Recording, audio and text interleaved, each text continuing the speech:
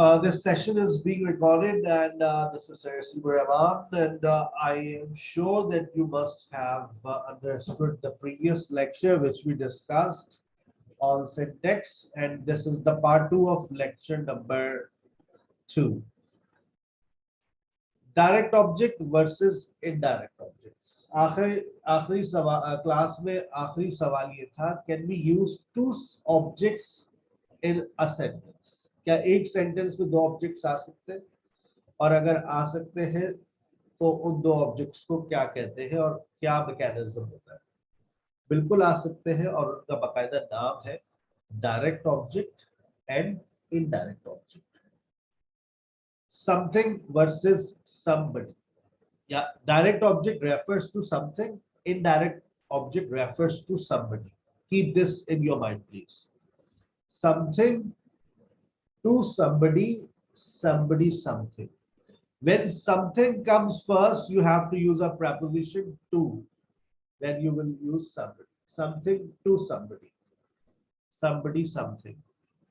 Somebody something, something to somebody. I asked a question. I asked a question. A question is what here? Something or somebody में difference समझते हैं? बेटा, do you understand the difference between somebody? Sir, please repeat. अब for example, अगर मैंने ये कहा, I was at Lucky One and there was a very beautiful girl with me, and suddenly my wife came.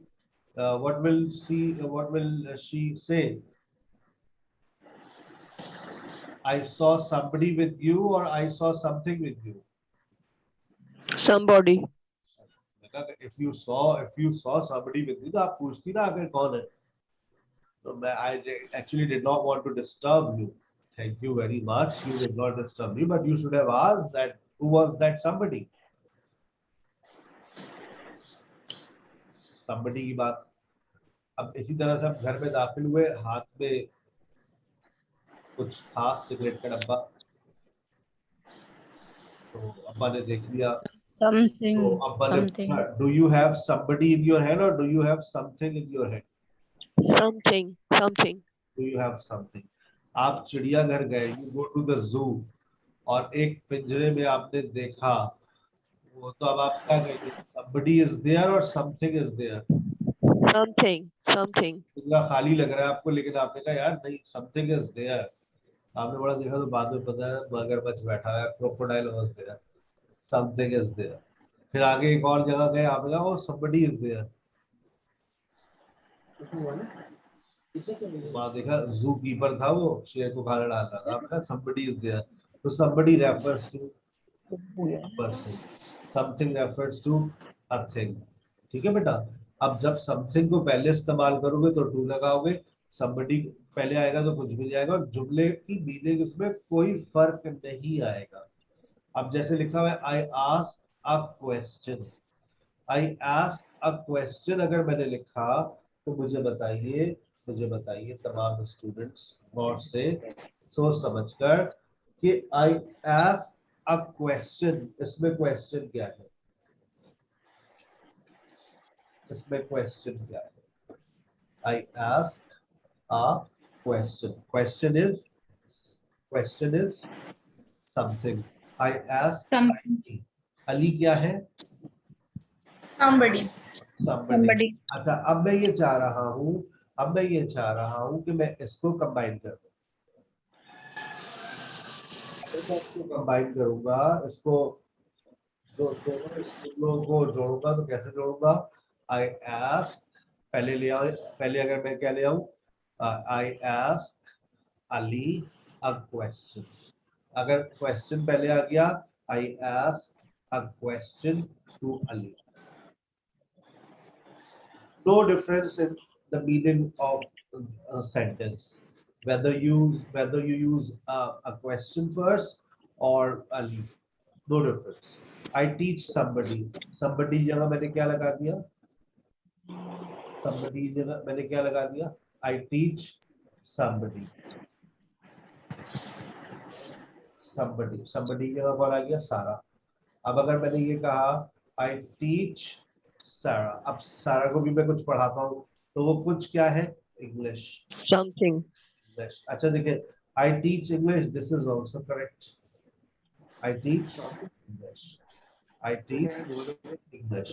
अब अभी sentences को जोड़, अभी मिलना I teach English, I teach English to Sarah. Sarah को पहले ले आइए आप, I teach Sarah English. अभी क्यों टाइम हो साइकिल दोनों में से सबसे ज्यादा कॉमन जो आपने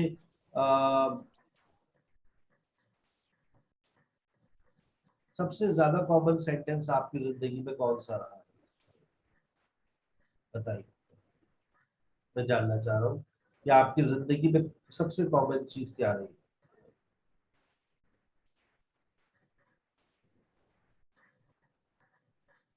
बताइए। आई टीच इंग्लिश टू सारा या आई टीच सारा इंग्लिश, कौन सा सेंटेंस आपने कॉमनली सुना है? I teach I English teach to Sarah. English to Sarah. I teach English to Sarah. I teach सारा इंग्लिश, ये कम सुना है। अच्छा, इसी तरह से I give Sadia a lecture, I give a lecture to Sadia, कौन सा कॉमनली आपने सुना है? I Give give a a lecture to Sadia. lecture to Sadia. But remember now that both sentences are absolutely correct. No difference in meaning at all. ठीक है बेटा, याद रहेगी बात, भूलेंगे तो नहीं। Yes. Yes, sir. अब आ जाए, Yes, sir. प्रॉब्लम है जी बोले। सर प्रॉब्लम ये है, आपने देखिए पहले, yes Aqsa, you have a question. Sir जी वो एक्सप्लेन कर दें, मैंने अभी आपने अभी ज्वाइन किया है, हमने तो बहुत पहले ज्वाइन कर लिया था। बेटा छोटी सी बात बताइए कि एक सेंटेंस के अंदर दो ऑब्जेक्ट्स लग सकते हैं, ठीक है? एक सेंटेंस के अंदर हम दो ऑब्जेक्ट्स का इस्तेमाल कर सकते हैं, और जब वो दो ऑब्जेक्ट्स आते हैं तो एक का नाम डायरेक्ट ऑब्जेक्ट होता है और एक का नाम इनडायरेक्ट ऑब्जेक्ट होता है। जब हम इनडायरेक्ट और इनडायरेक्ट ऑब्जेक्ट की बात करते हैं तो डायरेक्ट ऑब्जेक्ट जो है वो किस चीज को रेफर करता है?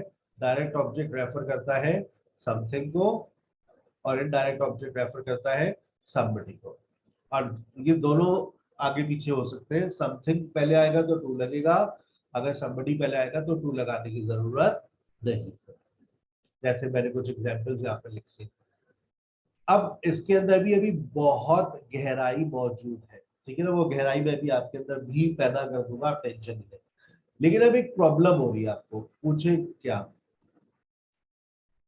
एक प्रॉब्लम है, एक सवाल है आपके जहन में, जो आपके भी जहन में पैदा नहीं हो रहा, लेकिन वो सवाल है, कहीं पर वो सवाल मौजूद है लेकिन आ नहीं रहा। बताइए वो सवाल क्या है? गैस करें। सर ये देखिए, मैं खुद वो सवाल ले आता हूँ। सर कभी आप एक ऑब्जेक्ट लगा रहे हैं, कभी आप दो ऑब्जेक्ट लगा रहे हैं, सर ये चक्कर समझ नहीं आ रहा। मतलब कभी एक ऑब्जेक्ट आ रहा है, कभी दो आ रहे हैं, और कभी आ, जो है वो आ ही नहीं रहा कोई ऑब्जेक्ट। ऐसा भी होता है, बिल्कुल होता है कि कोई ऑब्जेक्ट आ ही ना रहा हो। तो सर ये मसला किसका है? तो ये जानकर आप बड़े हैरान होंगे कि ये जो मसला है ये वर्क का है। ये वर्क फैसला करता है, आपको पता है, ये वर्क फैसला करता है कि भाई मेरे बाद मेरे बाद एक ऑब्जेक्ट आएगा या मेरे बाद दो ऑब्जेक्ट आएगा। ये फैसला करता है वर्क, ठीक है? वर्क फैसला करता है, और उस वर्क को क्या कहते हैं? ये कौन से वर्ब्स की बात होने जा रही है? ट्रांजिटिव और इनट्रांजिटिव। ट्रांजिटिव वर्ब का मतलब क्या होता है? ट्रांजिटिव वर्ब्स बेटा बहुत आसान जबान में समझा रहा हूँ। Transitive verbs are those verbs which are followed by an object और which are followed by double object. या तो उनके बाद एक ऑब्जेक्ट आता है या फिर डबल ऑब्जेक्ट आते हैं। आपने हम अमूमन डिक्शनरी में देखा होगा, जब आप किसी वर्ब को पढ़ते हैं तो उस वर्ब के आगे ब्रैकेट में लिखा होता है, ब्रैकेट में क्या लिखा होता है? ब्रैकेट में क्या लिखा होता है? ब्रैकेट में अक्सर लिखा हुआ होता है VN. VN और VNN, VN और VNN। अब ये जो VN है, इस VN से क्या मुराद है? इस VN से मुराद है, इस VN से मुराद है verb followed by double object, verb followed by double object. ठीक है, verb followed by double object, verb followed by single object, याद रखिएगा। और इसकी निशानी क्या है? VN VNN। अच्छा, ट्रांजिटिव वर्ब्स की तादाद कितनी है? ला तादाद है, इनको याद करना बेवकूफी है। अच्छा, फिर क्या करें? बेहतर ये इंट्रांजिटिव वर्ब्स याद कर लें। इंट्रांजिटिव वर्ब्स लिमिटेड है। ट्रांजिटिव वर्ब्स समझ आ गए तो तुम लोग खुद ही लेकर आ जाओगे। अगर ट्रांजिटिव वर्ब्स समझ आ गए तो आप खुद ही फौरन बता देंगे कि sir sir sir intransitive verbs ये होते हैं। कौन बता रहा है मुझे? इंट्रांजिटिव वर्ब्स क्या होते हैं?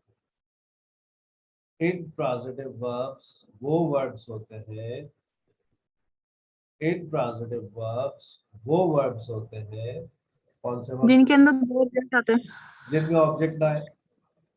इंट्रांजिटिव दो वर्ब्स ऑब्जेक्ट। वो वर्ब्स होते हैं जिनमें जिनके अंदर कोई ऑब्जेक्ट ना आए। बात बहुत सिंपल सी बात है और ये आपको बात समझ आ है। इंट्रांजिटिव वर्ब्स वो वर्ब्स होते हैं जो अपने बाद ऑब्जेक्ट नहीं लेते। तो फिर एक सवाल उठता है एक बच्चे का, तो भाई क्या लेते हैं फिर? सवाल तो सही कर रहा है वो। इंट्रांजिटिव वर्ब्स वो वर्ब्स होते हैं जो अपने बाद ऑब्जेक्ट नहीं लेते। तो फिर क्या लेते हैं सर? कुछ भी नहीं लेते बेटा। देखो सबसे आखिरी सेंटेंस देखो, the door opens, the door opens. जब मैंने ये कह दिया द डोर ओपन्स, तो इसका मतलब क्या है?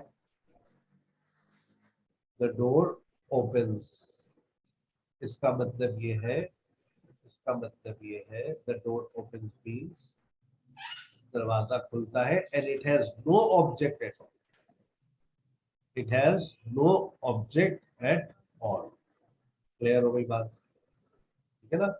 जिस सेंटेंस के अंदर कोई ऑब्जेक्ट नहीं होता, इसका मतलब है वहां पर किसका, कौन इन्वॉल्व हो रहा है? वहां पर इन्वॉल्व हो रहा है, वहां पर इन्वॉल्व हो रहा है इंट्रांजिटिव वर्ब। अच्छा, दूसरी बात, एडजेक्टिव, प्रीपोजिशन और एडवर्ब। ये देखो, ही इज टायर्ड, क्या यहाँ पर क्या आ गया? एडजेक्टिव। ही ड्राइव्स स्लोली, यहाँ पर क्या आ गया? एडवर्ब।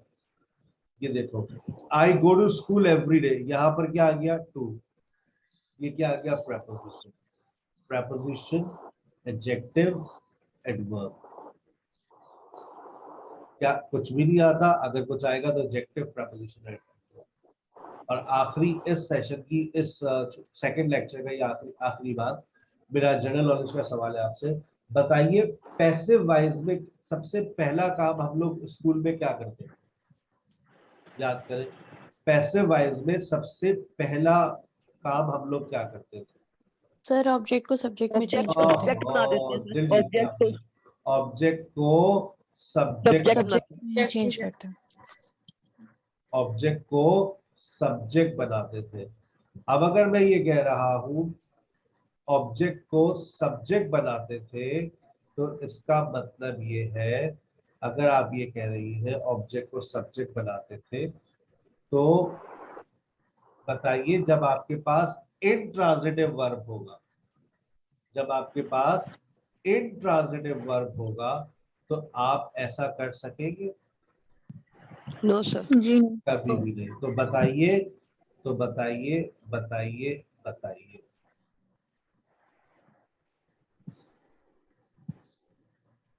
इंट्रांजिटिव वर्ब्स का पैसिव बनेगा? कभी भी नहीं बनेगा, कभी भी। No sir. You will never make passive with intransitive verbs। और क्यों नहीं बनेगा भाई?